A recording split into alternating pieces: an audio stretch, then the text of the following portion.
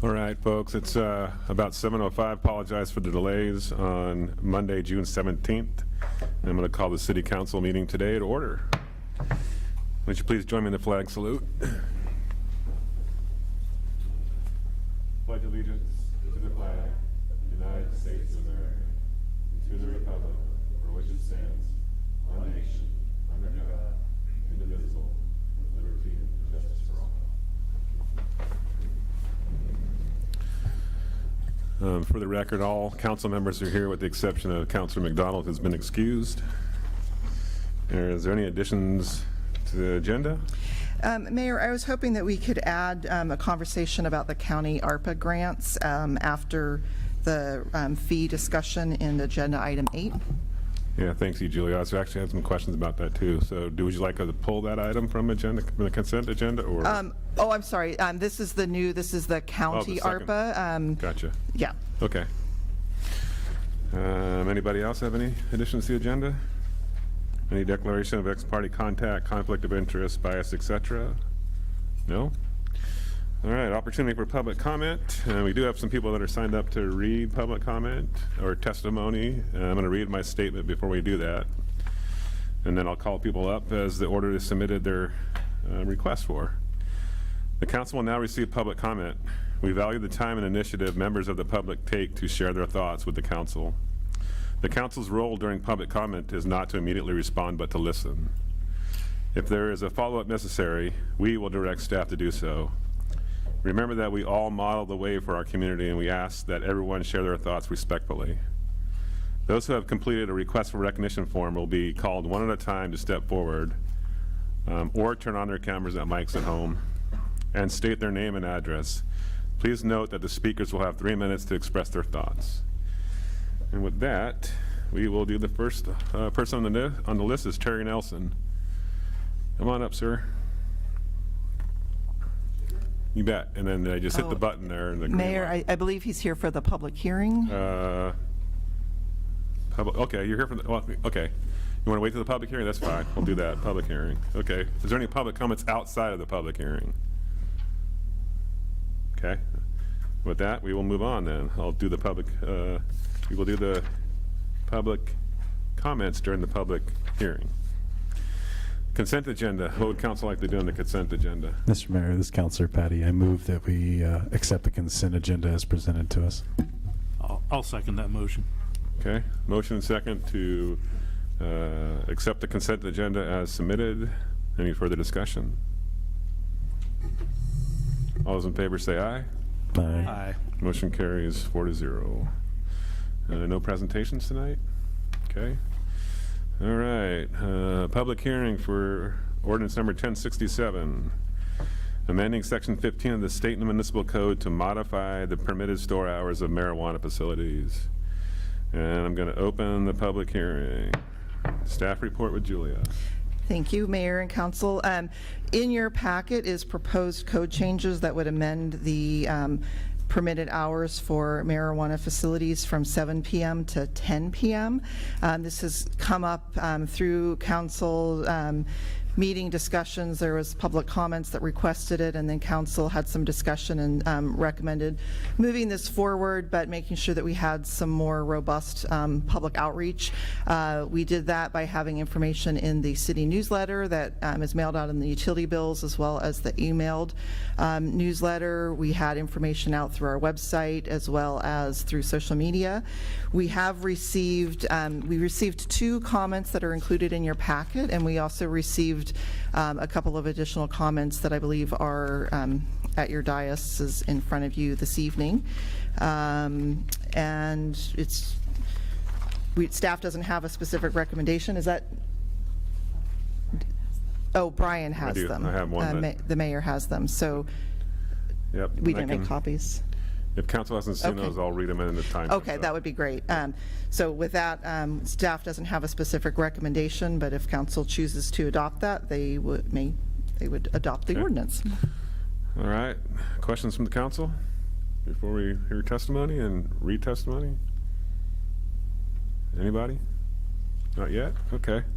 With that, Mr. Nelson, now's your opportunity, please. If you just hit that green button there, or the button until a little green light pops up. Go ahead, sir. Okay. My name is Terry Nelson. I live at 435 North Peach Avenue here in Stayton, and I've been there 10 years next month. I also occupy an industrial yard at the end of Peach Avenue. I don't know the address, but I think it's probably 500 to 520, right through in there. It's on the opposite side of where the dispensary is at. Okay. And so I've been in that area for a lot of years, and I've seen it real quiet. I've seen it very respectful, and then I've seen it in the last several years. It's gotten a lot more busy due to the dispensary, and I mean, I'm not against the sales of the products that they put out. I just would like to have my time, and by allowing the hours to extend, what I've noticed is that so they close right now at 7 o'clock, and by 8 o'clock people have stopped wandering in, figuring out that they are closed. And so if we project up and if it goes to 9 o'clock, it'll be probably 10 o'clock before people stop wandering off into there. And I would like to have some time for my own private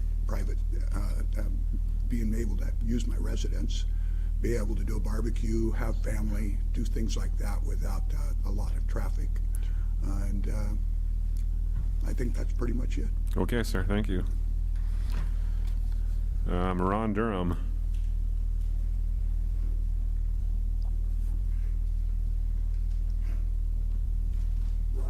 I'm gonna Gotcha. speak on Yeah, no behalf problem. For my dad.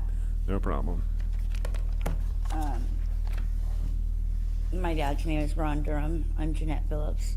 We live at 489 North Peach Avenue. We've lived there probably 7 years, 6, 7 years. It's a gravelled road. And we're right next to the dispensary, right next to it. But my dad has wrote out a letter here. We've already had enough traffic coming down North Peach Avenue with hours that will be set at 9 a.m. to 7 p.m. And it's hard for me to even barbecue now with all the traffic coming down Peach, kicking up all the dust. And I like eating barbecue sauce on my meat, not dust from the road, as it is now. I can't barbecue until after 7:30 now, and I don't want to wait until 10 to cook or barbecue outside. There's no reason why I should. Yes, I barbecue in the wintertime too. This is Oregon.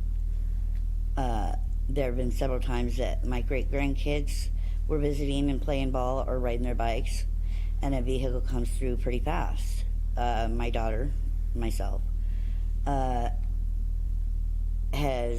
dogs have come close to being run over when she walks them to the field. The same with Divine dog boarding employees walking dogs to the field. Myself, which is my dad, and my company visiting have almost been hit while pulling into or leaving my residence. My daughter has asked the customers to please slow down and watch for the kids, people, and dogs. And the employees at today's Herbal Choice have rudely told her to quit harassing their customers. But yeah, it you know, not everyone drives slow down that short road, you know, to get to or from. And I realize it's a business, but we're also residents too, you know. So yeah, Okay. That's it? that's it. Thank you very much.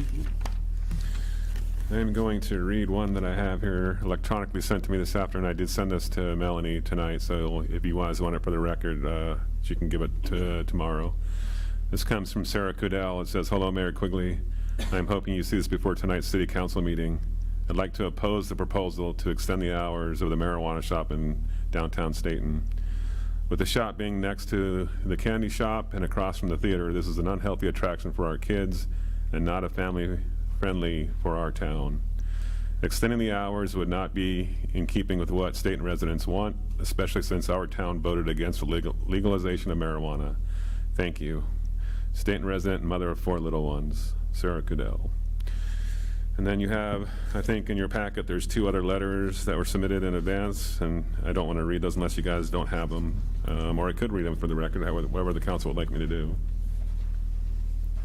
For those people at home that didn't see it, I guess I could read it real quick. This one says, I live by Stayton High School, but I used to go downtown. I avoid it now due to the activity outside the marijuana shop. I don't like the smell in the streets from it, and I don't like taking the grandkids anywhere near it.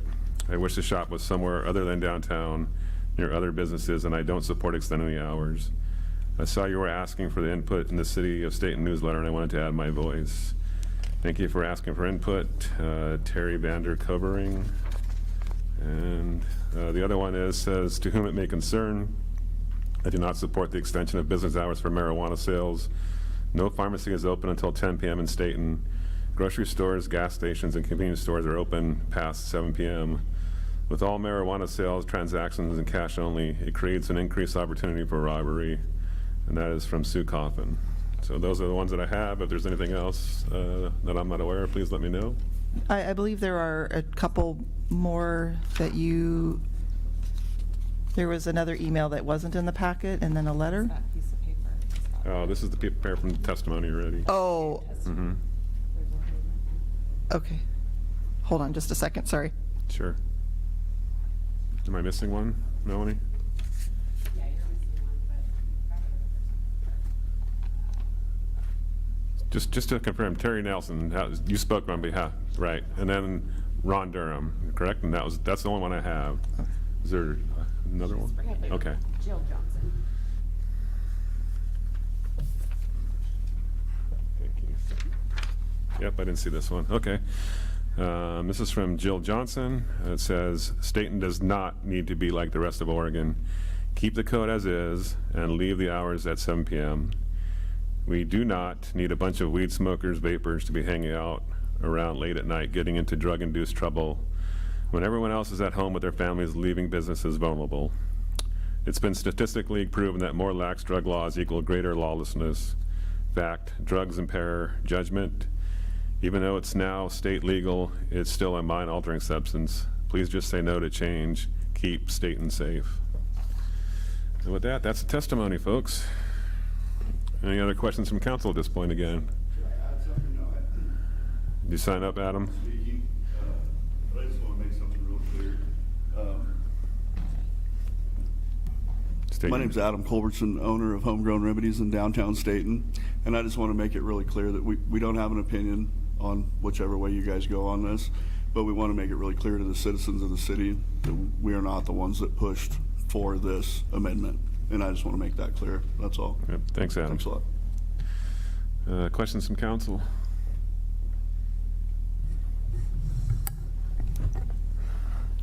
Mr. Mayor. Sorry, questions from council? Yeah, questions from council. Councilor David G. Sorry, let's. Jordan, Mr. Mayor. go ahead, Councilor Ort. I don't know if mine is necessarily a question. I know we talked about, like, we looked around different cities and how late other marijuana shops were open, and I think 10 was the latest. I believe that the initial request was for 8 p.m. to extend it an hour, and like our liquor store is open until 8, and that seemed a little more reasonable to me than 10 o'clock. Okay. I know that's not really a question, but Nope, it's okay. I guess I didn't realize where that 10 came from. I believe the 10 is the state law, and so that was the 10 o'clock. Councilor Sims. I had a question more for the police department, Sergeant Meeks.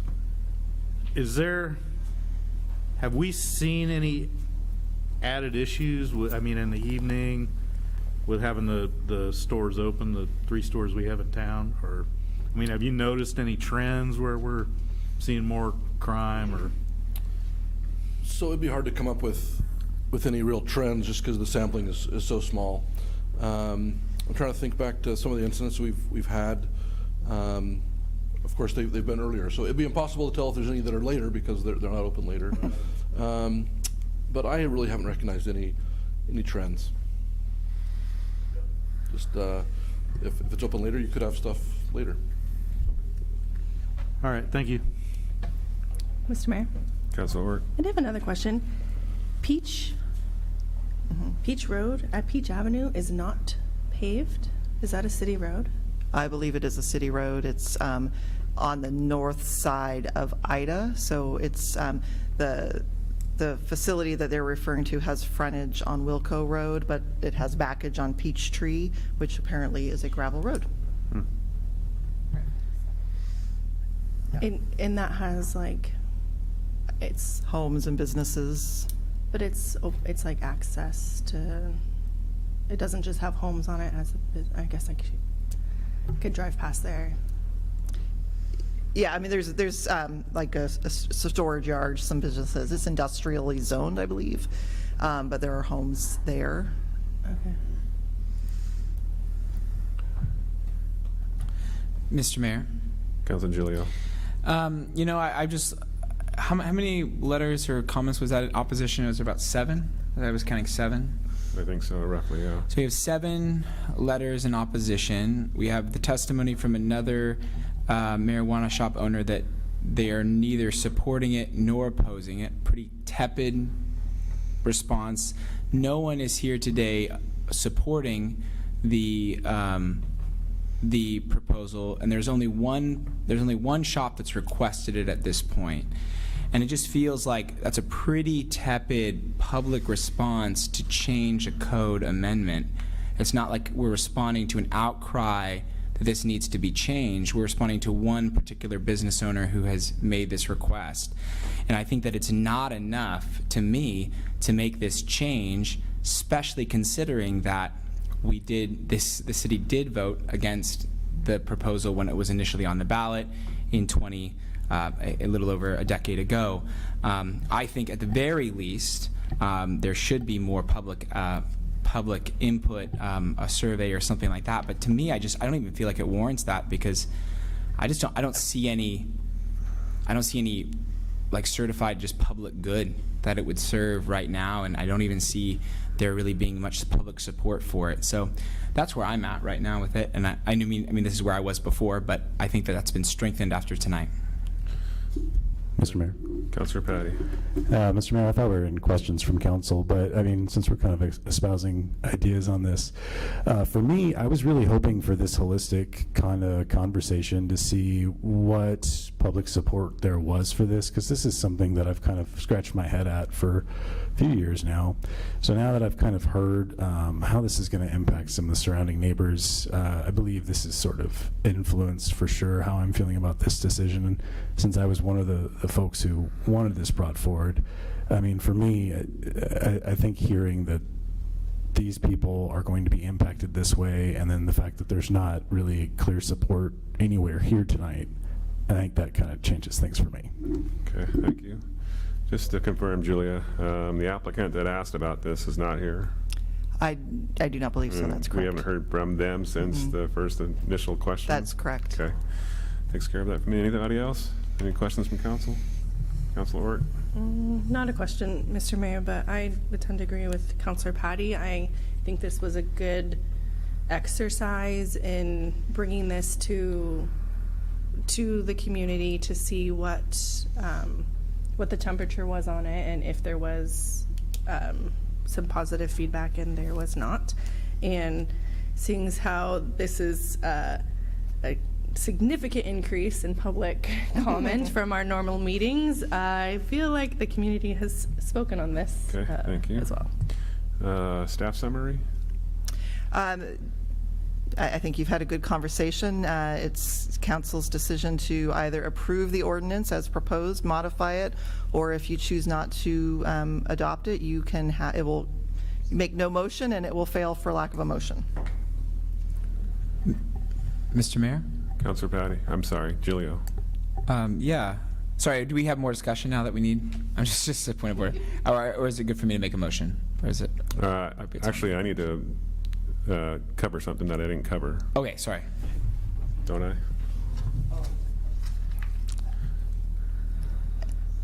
I think, are you talking about the script? Yes. I think you're fine. Okay. That's not, okay, so staff summary is concluded? Yes, and then All you right. could At this close point, the I'm hearing. going to close the public hearing. All right, now council can deliberate. Mr. Mayor, Counselor Sims. I personally don't see a lot of added benefit in opening up the shops till 10 p.m. I mean, I think if during the business day, I think we can get the business done there. I think I concur with everybody else, and the quiet Peachtree Street is going to get a lot of traffic at night. I think that would be an issue for them. Agreed, okay. Anybody else? All right. So, Mayor, I guess just for formality, I would suggest you ask for a motion, and then you will, yeah. Yep, I will.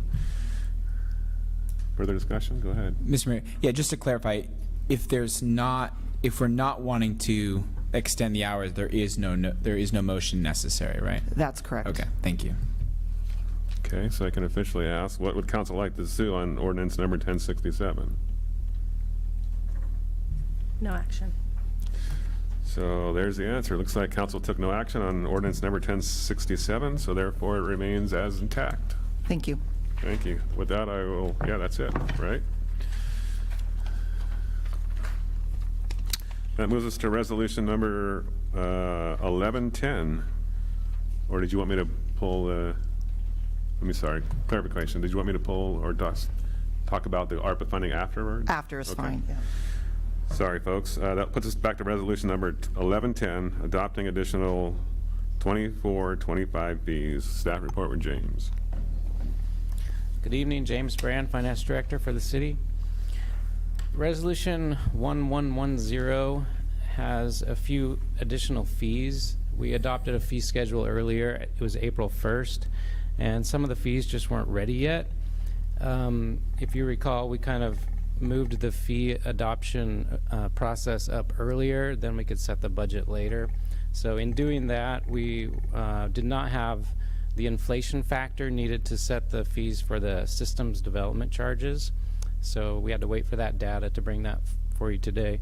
So this resolution will actually repeal the earlier resolution that set the fees and then set a full fee schedule, including the systems development charges.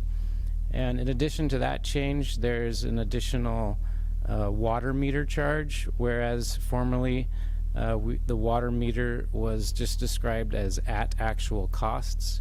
And now we're actually going to drop some costs in there for the most popular meter sizes, 3/4 inch and 1 inch. Other than that, we actually are just restating the transportation fees that were included in the original resolution, but there was some discussion still being had on those fees.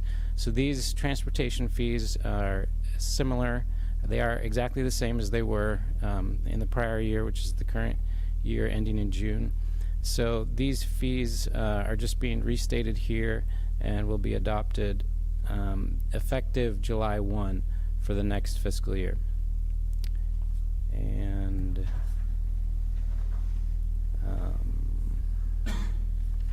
yeah, I think that's all that I had. Take any questions? Any questions from Mr. Brand? Is there any questions from the public? Public comments on this resolution? Okay. Council discussion?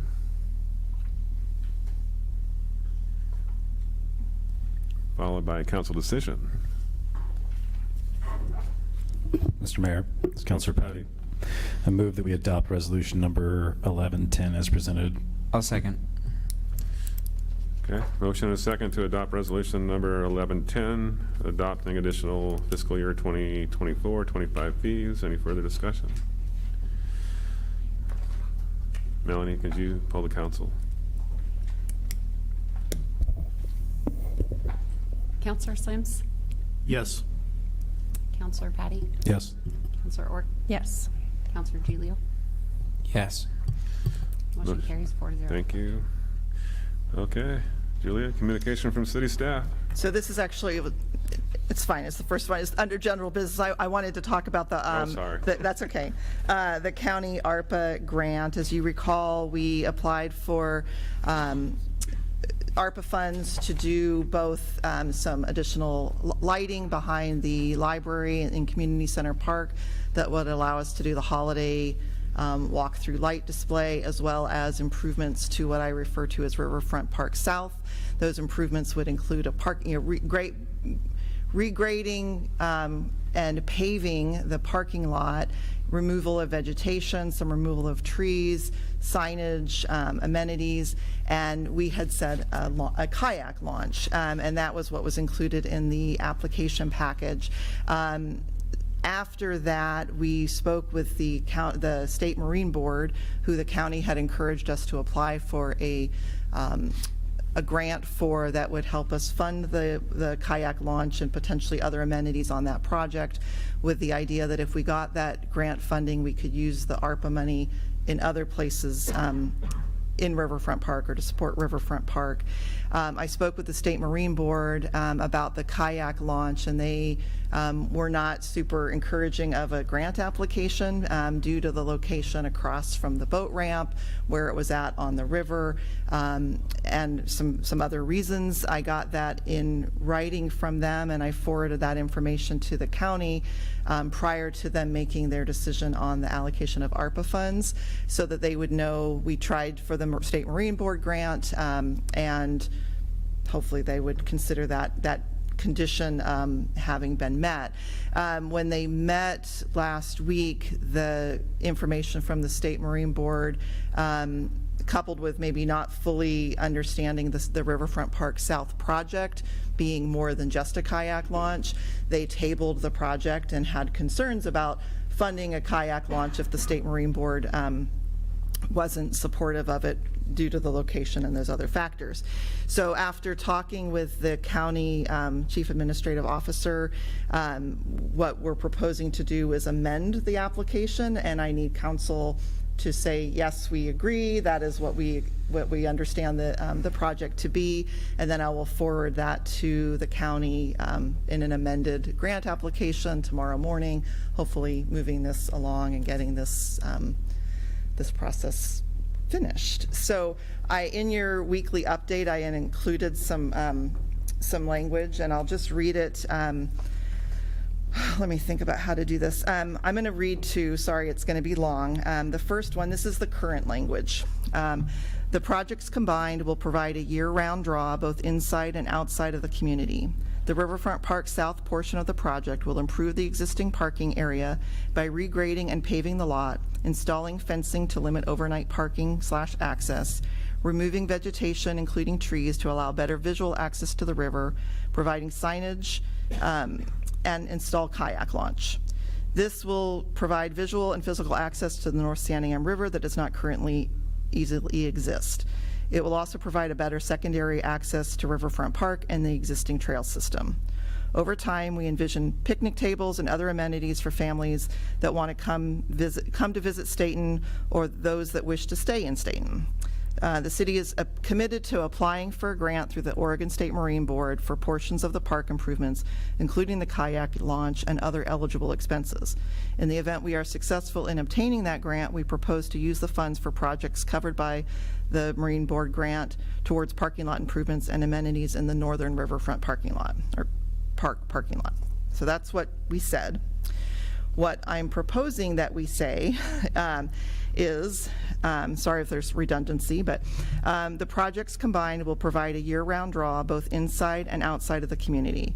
The Riverfront Park South portion of the project will improve the existing parking area by regrading and paving the lot, installing fencing to limit overnight parking/access, removing vegetation, including trees, to allow better visual access to the river, and provide picnic tables, signage, and access to the river for fishing, wading, and other recreational activities. So that's the change. This will provide visual and physical access to the North Santiam River that does not currently exist. It will also provide a better secondary access into Riverfront Park and the existing trail system. Over time, we envision picnic structures and other amenities for families that want to come to visit Stayton or those that wish to stay in Stayton. And then I am deleting the Marine Board grant discussion and then adding, and certainly I want conversation here, we also propose to make minor improvements to the existing primary parking lot into Riverfront Park by adding gravel where necessary and paving the parking area. So that is what I'm proposing the amendment be. And I believe Lance is here if you have any questions from him about either of these, the existing lot or the proposed new lot. And I'm hoping I can get feedback, and then if council is supportive of this or a change, getting a motion so that we can formally tell the county that the council supports what we're submitting.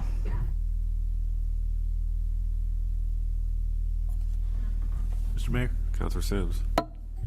No, I really like the wording, Julia. I think that's great. It doesn't look like we're going to get a boat launch or a kayak launch there, but I mean, if we could get that park set up so people could picnic there and get it cleared and some safety with the the fencing and get our Riverfront Park paved, and I think that would be a huge plus to the community in our park. So I like everything you said there.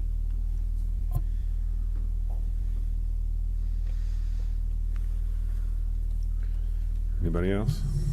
Mr. Mayor. Counselor Orr. So Julia and I had a conversation and we talked about this specifically, but I just wanted to make sure when talking with her that it wasn't a safety issue of not being able to have the kayak launch. And correct me if I'm wrong, it was a time, or it was a money, it was like where it was on the river that it was going to take too much to construct it, the studies for it was just going to be a expensive. Yeah, I mean, it would certainly kayak launch. It would certainly take a lot of studies to justify it. It's the hydrology of the river, not the safety of the river, but because of where it's at on the bend, there's more erosion on that end, but it's not unsafe, as far as I know, to be at. And so you still could launch kayaks from it and paddle boards from it. If there's a little pebble beach that you could get on there, it just wouldn't be a formal kayak launch that's a structure. So I wanted to make that clear that we had that conversation, and that was kind of one of my concerns, was if we move forward with having this area here, the people would still be able to access the river safely. And that wasn't a concern when the Marine Board was looking at it. Anybody else? Julia's looking for a motion, so I'd entertain a motion from council. Mr. Mayor, Counselor Giglio. sorry, sorry I didn't get this in before. This is more of a question before Sure. the motions. Go ahead. I know this is kind of a sensitive topic because I think there's been, a less than ideal approach probably in how, I think just like a less than ideal back and forth. But to me, it doesn't like eliminate the fact that I do feel like for me, I would rather spend more money on the Riverfront North side than maybe even what is there, like even what you've included in there. I do feel like, because I spend a good chunk of time, going to that canal and just taking walks there and stuff, and it's just, the bathroom situation is just really bad. It's just not good. It's tough. So I don't know, like if, as you're looking through this, if there's a chance to maybe even allocate a little bit more money, and I know that that's opening up a new can of worms, but I don't. Yeah, as I try to like value, like if I really am just like honest with myself as where I would rather have the money go, I think I am a little bit more on like the improvements to Riverfront North than I am to South. But So I'll start, and then I'll see if Lance is here, right? Okay, I'll have him chime in. So the challenge with Riverfront Park, per se, north, and one of the reasons why we didn't initially propose that is it's really kind of envisioned to be a temporary location. We do own the area that the parking lot is in, but it's completely surrounded by developable area, and we have had conversations with some property owners going into that area about development, and as part of those conversations, it would likely have some shifts in where that parking lot is. And so initially, staff wasn't supportive of even paving it because we think it could potentially be a throwaway. With that said, we are comfortable proposing that because we don't know exactly when that will be. We know that's important to some of the county commissioners, and we're happy to propose that. But I wouldn't recommend spending a lot of money there because there could be shifts. But with that said, Lance, can you add or chime in to anything that I just said? Yeah, Julia, thank you. You're exactly right. So that property was actually up for a development when I got here in 2015. We had a development plan come in, and any kind of development down that property. And as you all know, that is some very, very valuable land to the downtown community, because if you build condominiums down there or homes, it's going to bring new business and new life into the downtown area. We all know that. So we look at that as a very valuable piece of land. And one of the things when we're doing when we develop down there, we're going to require a 25-foot corridor from the top of the bank of the saline ditch out so they can build pathways for people to walk in. It follows our scenic pathway master plan. And so by giving that 25 feet up, that's going to take some of that parking. And in that plan, that development plan that we reviewed back in 2014-15, the proposal was to swap our piece of property there for some additional property that they were going to give us so they could align the parking up with the use of the bridge. And so while we'd be giving some land up so they could build some condos through there, that was a particular condominium plat, they would be providing parking closer to where that 25-foot area so they could use the sidewalk, the pathway to get to the bridge right there and use the bridge, and it'd be very functional. And so since then, we've looked at paving that. In fact, when the Horvats went ahead and decided to put the fence up, we thought about doing it then, but we know that if that develops, and it will develop, we've got developers that have told us that it's under contract now. They're waiting on the Ida Street sewer pipe to be built before they go forward. And it will be developed. And so what we don't want to do is have our citizens look through the lens of us paving $45,000, $50,000 of the parking lot and soon to be ripped up and put condos over. It doesn't look very good. So that's the only reason why we haven't done it in the past.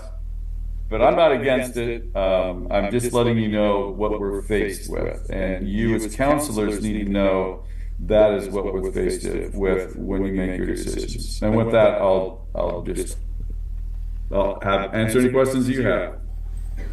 Thanks, Lance. Council, any questions? Mr. Mayor, real quick while we got Lance. Council Patty. Yeah, have the Marion County Commissioners been presented with that information? Like, do they understand that, out of curiosity? I think I will look to Julia with this because I personally have not talked, I haven't been having any dialogue with them. It's been in Julia's role. So Julia, When we had the work session with them, we did discuss it, maybe not with the level of detail that Lance just provided, but we did mention that.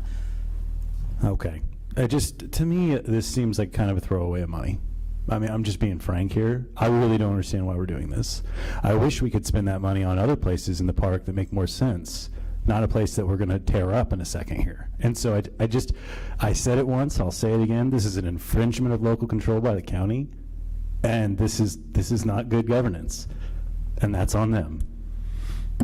One thing, Counselor, before I leave, I do want to make it clear that I'm not saying it's going to develop this year or next year. What I have been told is I've been working with a person that has told me that he's got it under contract. Not sure if he still does, but this was last year. They set piezometers out there on that property to check groundwater so they knew what they could develop. They knew about the scenic pathways that have to go along the Salem Ditch, so the community has pathways to walk through Pioneer Park, through this residence along Salem Ditch and out. I mean, that's ultimately what the scenic pathway wants to do, is follow the Salem Ditch all the way through town. And so every time there's a development that occurs, we're requiring that 25 feet. But I can't guarantee it's going to happen in the next year, 2 years. What I can say, it's going to happen. And so then the question is, do you want to spend money on a parking lot that might get ripped up? And that's really ultimately the question. Thank you. And I'll add, this is, the county is giving us money, or offering to give us money. And we very well could resubmit this without the last sentence that I proposed about us paving that northern parking lot. I certainly would like input there. Based on conversations, I think that would go a long way to addressing some of the commissioners' initial comments and concerns. Mr. Mayor. Councilor Ort. If we pave this area, how long is the life expectancy of the parking lot, the paving in the parking lot? I think that's a Lance question. Yes, it's Lance's question. Which parking lot are you referring to, Councilor? The north, if we pave the north. The north one, if we're just talking about the pavement, the asphalt itself would be much like a road. I mean, you're looking at 10, 15, 20 years, somewhere in there if we maintain it. It really depends on the type of vehicles that go in there. You know, parking lots that are small like this, that we only have, you know, the driveway getting to that is only like 10 feet wide. And so you're taking a big truck in there, and then you've got to park in a small stall. There's going to be a lot of turning movements, right? And turning movements do tear asphalt up quicker, more so than just driving straight on a road. So what I can say, it's going to be much like a road. We're going to pave it with a thick layer of asphalt, put rock down, roll it, compact it, and pave it. And that's what I can say. I'd say 15 years, probably. That's if you don't. So if you just paved it and then you left it, that asphalt would last 10 years? No, about 15 years, I'm certain, because you're not going to, really, when we talk about, you look down there. I mean, I go down there quite a bit. I walk through there. While we think it's used a lot, I've only seen a full parking lot maybe twice since I've been here. So, you know, you might walk through there and you might see 4 or 5 cars in there. I haven't seen many more than that at one particular time. Okay. Mr. Mayor, follow up? Go ahead. So the bathroom situation, I would agree, I would rather not use that at all. So what is the bathroom situation? Like, how often does it get, like, serviced? And I mean, maybe that's a completely different conversation, but it sounds like that has come up by several different people, that is not a very nice. Well, we've had problems with the restrooms down there, as well as the one we used to have one at the South Park. They'd get tipped over by people going there, and so I can't. If you go inside, I haven't gone inside it in a while, but there's a little record of when they come. I think generally we like to come every one week they come, but I can't guarantee that's what that one is, because I haven't been in it for quite some time. But generally it's about a week. We like to see them serviced every week. Anything else? Mr. Mayor, Councilor Giglio. just a clarifying question. So what's involved right now in the application, would that include paving that little strip, like 10-foot strip of road from downtown to that parking lot, or just the parking lot itself? I believe, Well- go ahead, Lance. We're going to look at the parking lot itself, and then we'll back out as much as we can with that 40 perimeter. We're looking at 40 grand. So Oh, I see. we're gonna start with the parking lot. If we got more, if we can do more, we do more, and we'll start from the parking lot and work our way out towards Fourth. Gotcha. That's what I can say. So, yeah, so just to clarify, so I asked Lance last week, hey, if we were to pave the parking lot, how much would that be? And he said about $40,000. And so that's kind of the thought. And that will come out of Riverfront Park South. We will be able to do less than we, than maybe we would otherwise. But we feel like that's a decent trade-off in order to get the money to do Riverfront Park South, as well as secure the funding for the holiday lights at the library. Anything else?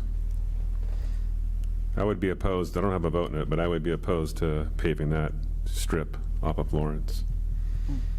It's, when there's streets like Peach Street and other gravel streets in town, that should take priority over that. And Lance just talked about utilization of that parking lot. I go down there a ton of times, and I hardly ever see that thing capacity. So that's just my take on it. With that, I'll entertain a motion that Julia's looking for. Oh, wait, Mr. Mayor, I did have one more question. Go ahead. So if we got the money and we used it specifically for South, would we be able to use it all for that and the lights? Yes, if the county approves the thing. And I think, with council support and understanding, and I think with the, a clear motion this evening, I don't know that they wouldn't continue to support the project without the paving. I just think that it might help if we propose the paving for the northern lot. But yes, we absolutely can spend that, just with amenities. We've got parking, or the parking, striping, signage, walkways, picnic tables. There's lots of things that we can spend the money on the Riverfront Park South. A follow-up? Go ahead. Are we putting a bathroom back there? I don't believe that was in the initial, I think a portable, but I don't believe a permanent bathroom was in the initial proposal. But a portable at least.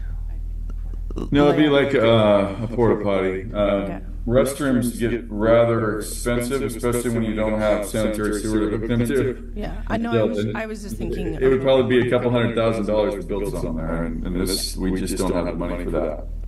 With this grant. Mr. Mayor?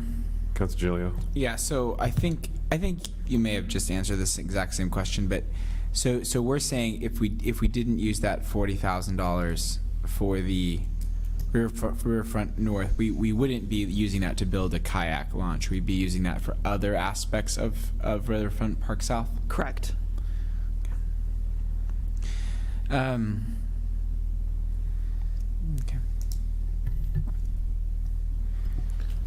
Okay, what does council want to do here? Yeah, Mr. Mayor, I think I'm ready to make a motion on this. Councilor Patty. Now, Julia, I move that we go with your proposed language that you had sent to us with the removal of that last sentence, and I'd rather have those monies invested on South. A second.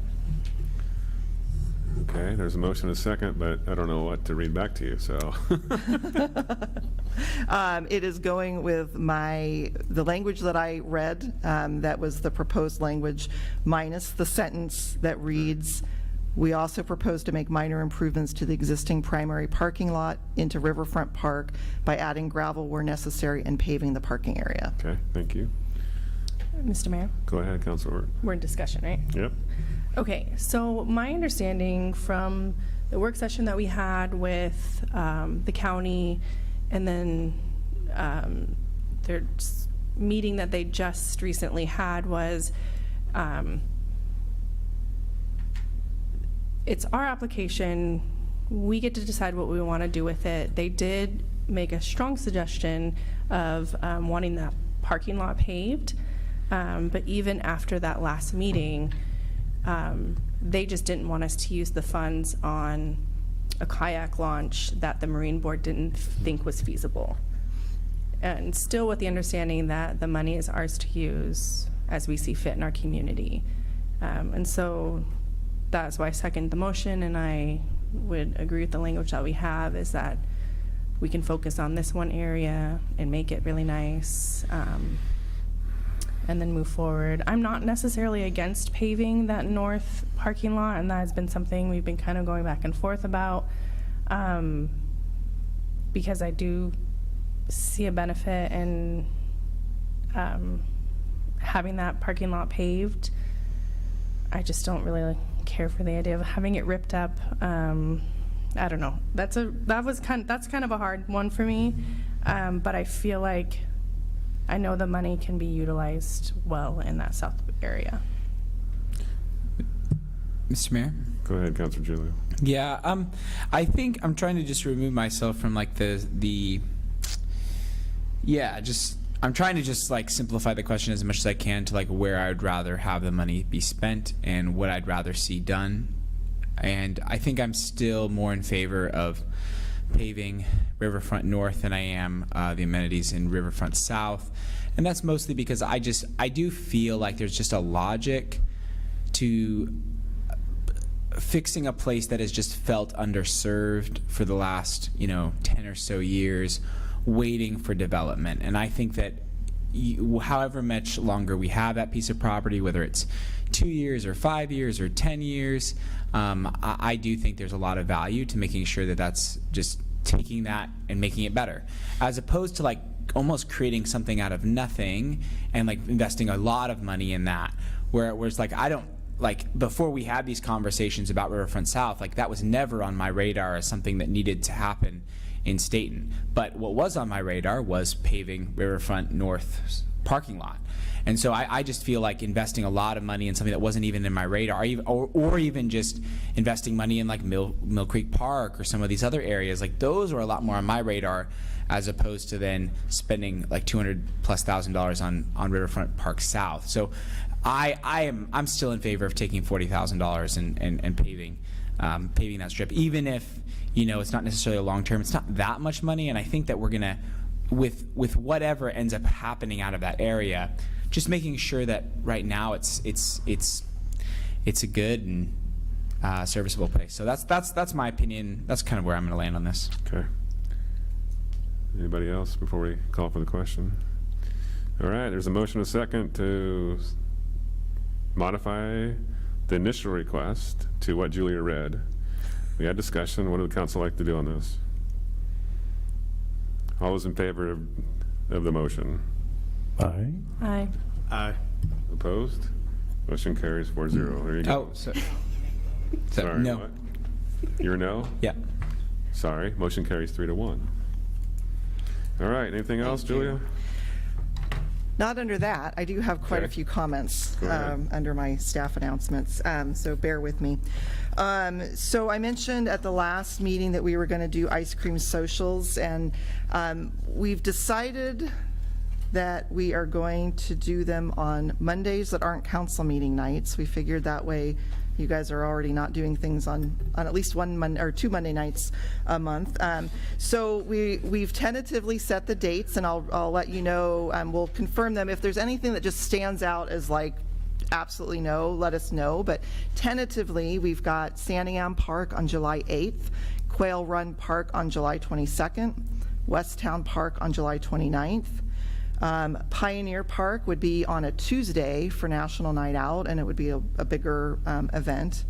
North Slope Park on August 12th, Community Center Park on August 26th, and then we have a message into the Teen Center to try to coordinate something with the teens at the Teen Center, and maybe doing something that's maybe a little bit more than an ice cream social, maybe hosting their meal that Monday night or whatever night works for them at Mill Creek Park. So that one is a little TBA, but we thought that would be kind of a fun way to incorporate them.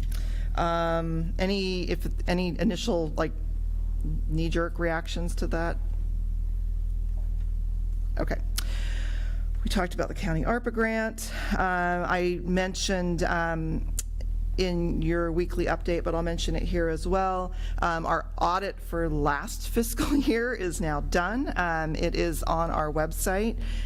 If you would like our auditor to come and speak to you, we're happy to schedule that, but we didn't want to waste people's time if you're not interested. So if you would like us to schedule that, let me know. Otherwise, it's up there. There were no material findings or anything like that. So, and good job to James.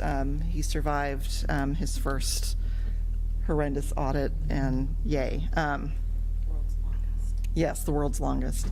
The 4th of July parade, we are planning on doing a float, a council/city float on 4th of July. We'll have a Public Works truck and a trailer, and we'll decorate it and make it look fun. We'd love to know, I think I've talked to a couple of counselors who would be willing to be in the float, maybe with their families. We would love to get as many as we could get. So it's on the 4th of July at 11.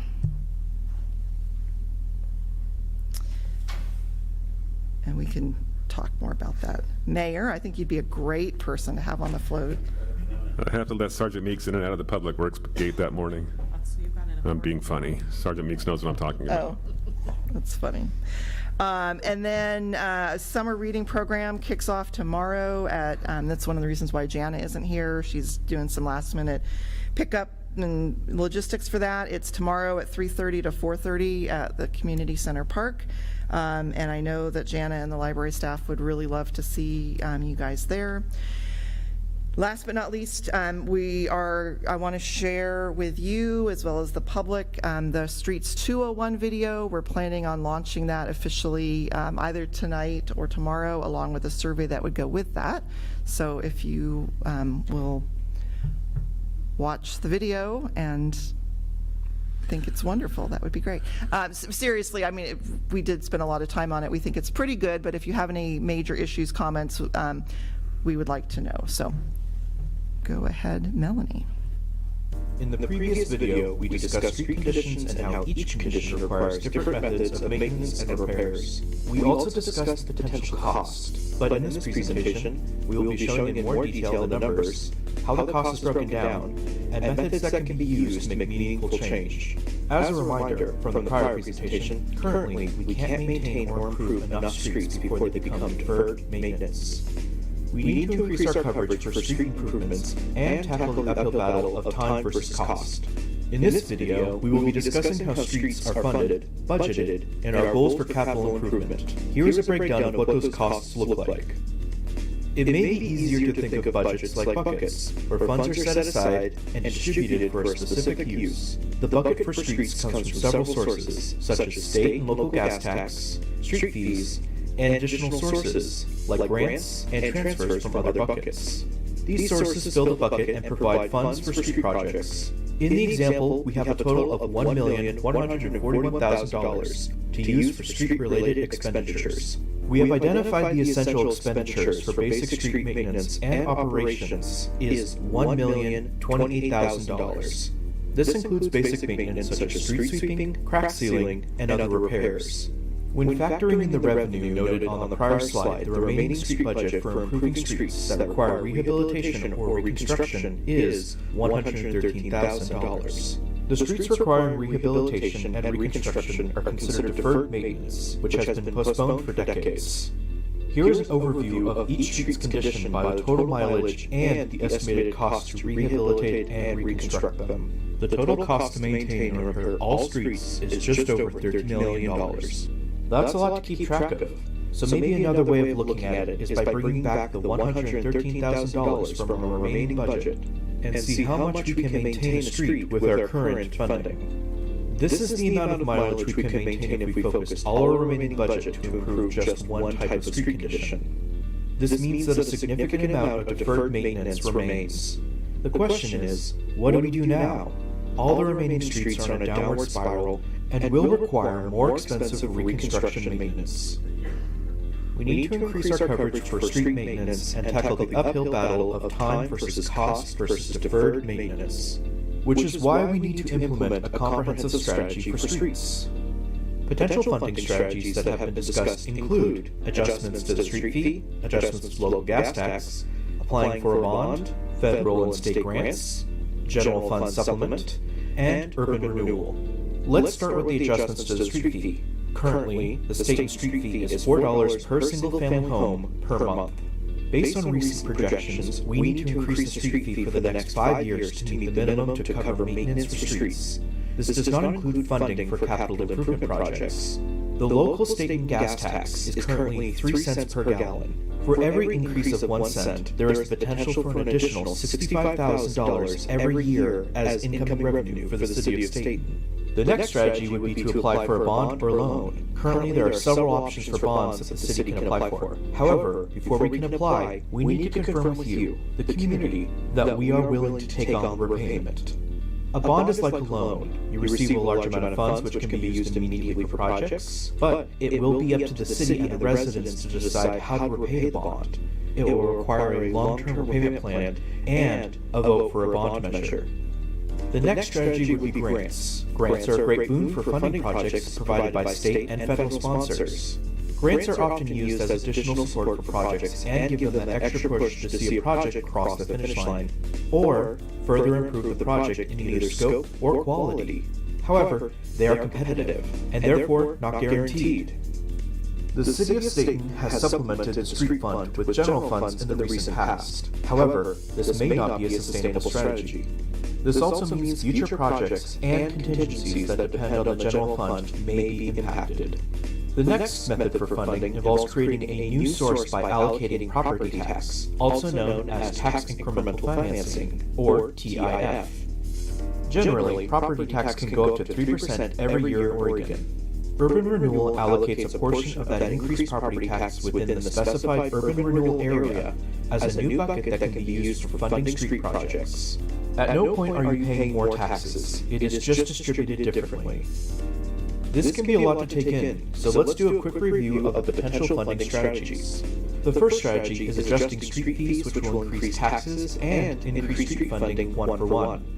In the same vein is adjustments to the local gas tax, with every cent per gallon would provide additional revenue for projects. The next strategy would be to get a loan. This would provide millions of dollars in street funds and result in many street improvements in the near future. The loan would need to be repaid, which could happen through higher street fees or through property tax levies. This option may involve a citywide vote on a ballot measure. Then we have General Fund Supplement. This is a transfer of funds to help support projects and department buckets. However, it might not be a sustainable long-term strategy. Next is state and federal grants, which provide extra funding for improvement projects, but may be part of a competitive grant and not guaranteed. And finally is urban renewal, a flexible allocation of property tax to fund streets within a designated boundary. Benefits will be limited to the boundary, but may increase interest in the nearby properties. There are multiple ways to increase funding and improve streets, and that is why we need your input. We need your insight to provide the information to help us get the whole picture, to know where you want to see improvements, how you want to support financing strategies, and guide how we prioritize streets. Please take a moment to fill out our streets survey using the QR code on screen or on our city site, and tell us what you want to see for the future of our streets. So there you go. Lots of effort put into that. Yeah. So, good job. Looks great. And then the survey will kind of get into options, questions that will help hopefully inform the council on where you guys want to go. Mr. Mayor, Councilor Patty. I'm just going to say I'm shocked that you worked in urban renewal on that. I was really surprised that you were able to get that in there. I was like, okay, all right. The other thing I'll just say is, how long is the survey period? We're planning on doing it through the end of July. Okay. So that we can make sure we get a lot. And that way, when you guys are doing the ice cream socials, this will be out there. You can discuss that through that process. So it will give lots of opportunity for you to talk about it and get feedback from the community. Mr. Mayor? Councilor Giglio.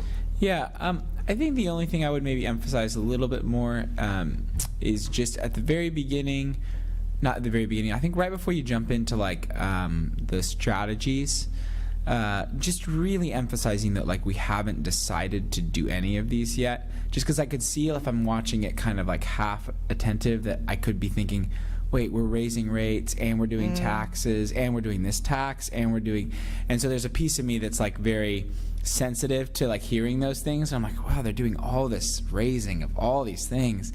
And so maybe just like really emphasizing that these would not be all, like we're not talking about doing all of these things. We're trying to get your feedback to like hear which, just emphasizing that a little bit more on the front and the back end. I don't know. I think the back end, it's actually pretty well emphasized, Yeah. but maybe on the front end, a little bit more emphasized.